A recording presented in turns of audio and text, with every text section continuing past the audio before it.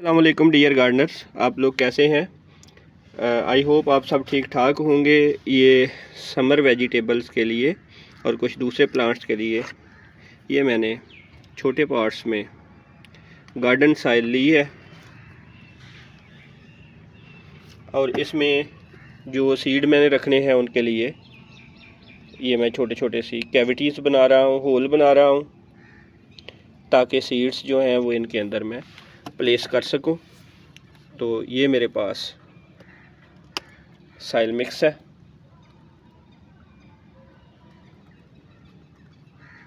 तो सबसे पहले ये मेरे पास मेलन सीड्स हैं, इनमें से मैं 4 सीड इस्तेमाल करता हूँ।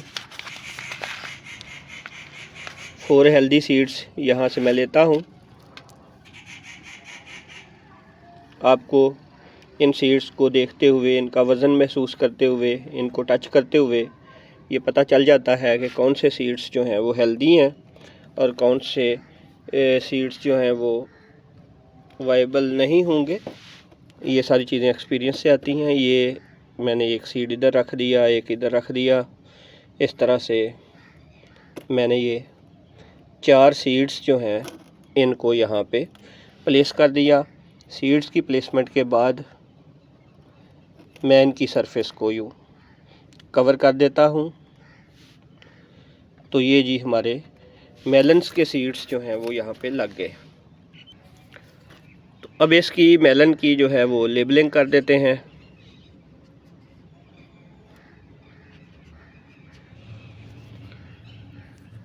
ये हमने लेबल इसमें लगा दिया।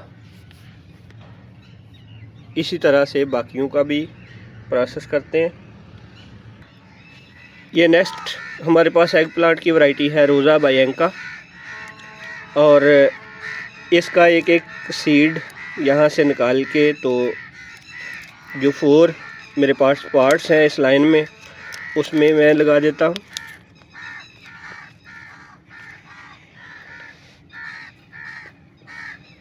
ये देखें जी, ये एक इधर रख दिया, एक इधर रख दिया। इस तरह से इनकी सरफेस भी हमने कवर कर दी। बाकी सीड्स जो हैं संभाल लेते हैं। नेक्स्ट हमारे पास ये ककड़ी के बीज हैं जिसको हम तर कहते हैं। तो इसके सीड्स मेलन के सीड्स और कुकम्बर के सीड्स जो हैं वो काफ़ी मिलते जुलते होते हैं। यहाँ से हमने ये सीड्स ले लिए और 1 बाय 1 इनको सो कर दिया। इसको टच करने से पता चल जाता है कि जो ज़रा हेल्दी सीड होते हैं वो मोटे होते हैं, जबकि वीक सीड्स जो हैं वो या तो डिफॉर्म्ड होते हैं, शक्ल उनकी तब्दील हुई होती है, या वो बहुत बारीक और हल्के से होते हैं, तो वो जर्मिनेट नहीं करते। इसलिए आप हमेशा हेल्दी सीड्स का इंतखाब करें। इसके बाद हमारे पास ये एप्पल गोल्ड के सीड्स हैं जिनको हम टिंडे कहते हैं, टिंडे। तो इनके सीड्स जो हैं वो मेलन सीड की तरह होते हैं, लेकिन ये ब्लैक कलर में होते हैं, और मेलन सीड्स जो हैं वो ज़रा डिफरेंट कलर में अवेलेबल होते हैं। ये भी हमने इस तरह से लगा दिए। हमारे पास ये कद्दू के सीड्स हैं। ये लंबे वाले कद्दू हैं, इनके सीड्स भी ज़रा लंबे होते हैं, और लौकी जिनको हम कहते हैं। गोल कद्दू भी होते हैं और बल्ब की तरह के भी होते हैं, सुराही नुमा। तो मुख्तलिफ़ इसकी वैरायटीज़ कद्दू की अवेलेबल होती हैं मार्केट में, जिनका साइज़ मुख्तलिफ होता है। टेस्ट तकरीबन मिलता जुलता ही होता है, लेकिन इनका ग्रोथ रेट, इनका साइज़ ये मुख्तलिफ होता है। तो जो भी आपके पास अवेलेबल हों आप वो लगा लें। मर्दान से हमारे बहुत अच्छे दोस्त, बहुत अच्छे गार्डनर इमरान बाबाज़ई साहब हैं, जिन्होंने मुझे ये चेरी टमाटो के मिराबिल जो है वो वैरायटी उसके सीड्स गिफ्ट किए। साथ में बहुत सारी ये इंपोर्टेड वैरायटीज़ के बीन्स के सीड्स और ये मिर्चों के सीड्स जो हैं, ब्लैक पेपरिका लिखा हुआ है, इनके सीड्स भी मुझे गिफ्ट किए हैं। तो इनमें से ये बीन्स और पेपरिका के मैं सीड्स आज लगाने लगा हूँ यहाँ पे। इसमें पेपरिका जो है ये ब्लैक कलर में मेरे लिए अट्रैक्टिव है। तो इसके मैं ये 4 सीड लेता हूँ। मैं 4-4 के रेप्लिकेट इसलिए ले रहा हूँ कि मुझे तो इनमें से 2 प्लांट्स ही चाहिए। तो जर्मिनेशन हो सकता है किसी सीड की ना हो, तो उस वजह से मैं इनमें 4-4 के रेप्लिकेट्स बना रहा हूँ कि कोई ना कोई तो उगेगा। क्योंकि इंपोर्टेड वैरायटीज़ जो हैं उनकी जर्मिनेशन का, इवन के लोकल वैरायटीज़ की जर्मिनेशन का भी नहीं पता सही चलता, 100% श्योरिटी नहीं होती। ये तो लगाने को दिल ही नहीं कर रहा, इतने खूबसूरत हैं। तो इनमें से मेरा ख़्याल है मैं 2 लगा लेता हूँ। 2 जो हैं वो नेक्स्ट संभाल लूँगा, बाद में इस्तेमाल करेंगे। अगर ये ना जर्मिनेट हुए तो एक और ट्राई करेंगे। तो इमरान बाबा ज़ई साहब का मैं शुक्रगुज़ार हूँ। इसके साथ ही हमारे एक और बहुत ही प्यारे गार्डनर हैं और मुअल्लिम है गार्डनिंग में भी और वैसे भी स्कूल में, सलीम अख्तर म्यू साहब है, हमारे बहुत सीनियर गार्डनर हैं। उनसे मुझे ये जंगली करेला और जंगल जलेबी और नून फ्लावर के सीड गिफ्ट हुए हैं। मैं उनका बेहद शुक्रगुज़ार हूँ जी, मोहतरम जनाब सलीम अख्तर म्यू साहब का। बाज़ौक़ बंदे हैं, अपने घर की छत पे और स्कूल में बेशुमार वैरायटीज़ इन्होंने उगाई हुई हैं। तो ये जंगल जलेबी के जो सीड्स हैं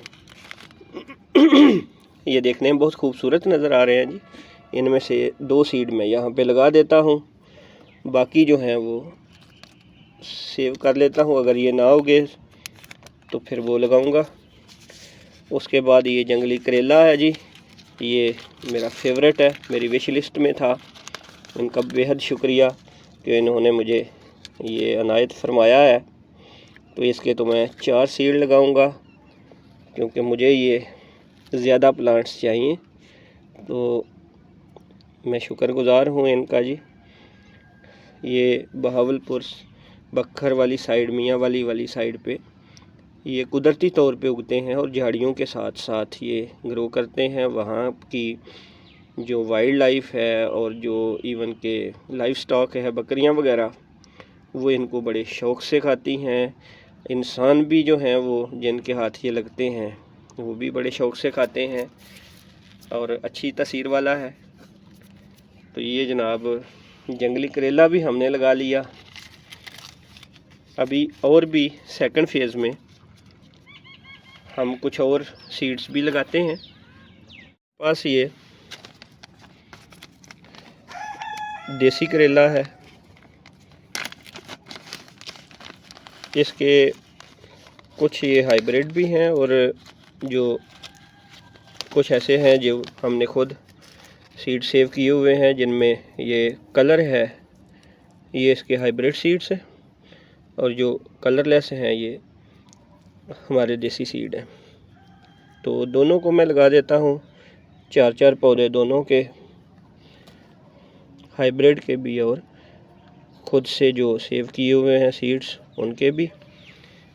करेलों का जर्मिनेशन रेट जो है वो हमारे मौसम के मुताबिक तो आजकल ज़रा कम ही है। तो इसलिए एहतियातन जो है वो 4-4 सीड मैंने लगा दिए हैं कि ना भी कुछ उगें तो फिर भी कुछ ना कुछ जो है वो हमारे पास जर्मिनेशन इनकी आ जाएगी। इसके बाद हमारे पास ये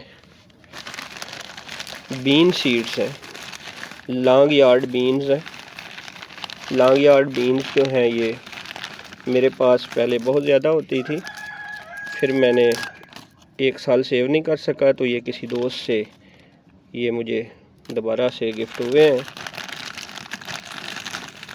तो सीड्स जो हैं वो एक दूसरे को बेचते रहना चाहिए, ताकि अगर आपके पास वैरायटी ख़त्म हो गई है तो किसी और दोस्त के पास वो मौजूद हो तो आप लगा सकें। तो इस तरह के इनको हम स्नेक बीन्स भी कहते हैं, लॉन्ग यार्ड बीन्स भी कहते हैं, स्नेक बीन्स भी कहते हैं।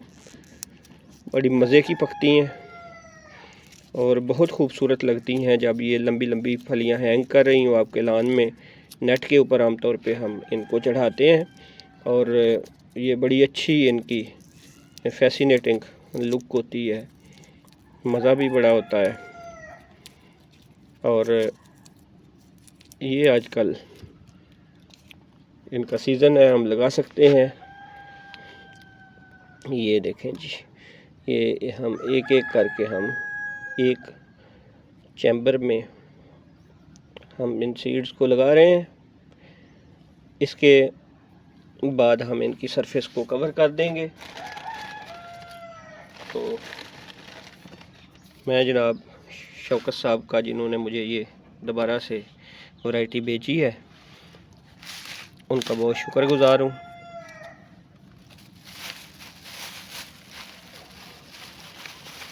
इसके बाद जो हमारे पास है ये भिंडी का सीड है, लेडी फिंगर,